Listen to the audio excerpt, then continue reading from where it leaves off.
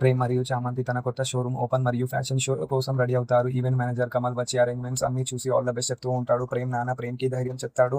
ఆటంకాలు లేని దాటి వచ్చావు, ఇది లాస్ట్ స్టేజ్, ఇక్కడ గెలిస్తే నిన్ను కొట్టేవాడే ఉండడు ఈ మోటివేషన్గా చెప్తూ ఉంటాడు. ప్రేమ్ తమ్ముడుతో తలపడం ప్రేమ్ టాలెంట్ ని నొక్కాలని చూపించనీకే తప్ప అరుణ్ మీద కక్ష కాదు అని చెప్తూ ఉంటాడు. ఫ్యాషన్ షో స్టార్ట్ అయ్యబోయే ముందు మెయిన్ మోడల్ పల్లవి ఇంకా రాదు.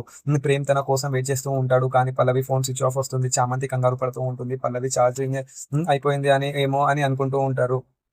అసలైన విషయం వెంటనే పల్లవిని ఎవరో కిడ్నాపర్స్ బంధించారని ఒక రూమ్ లో ఉంచారు. చంద్రిక మరియు పూజ ఈ కుట్ర వేశారని, ప్రేమ్ని చైనీకి ఇలా చేశారని తెలుస్తూ ఉంటుంది. పల్లవి కిడ్నాపర్స్ ని నిలదీసి ఉంటుంది, కానీ వాళ్ళు తనని భయపెడుతూ ఉంటారు.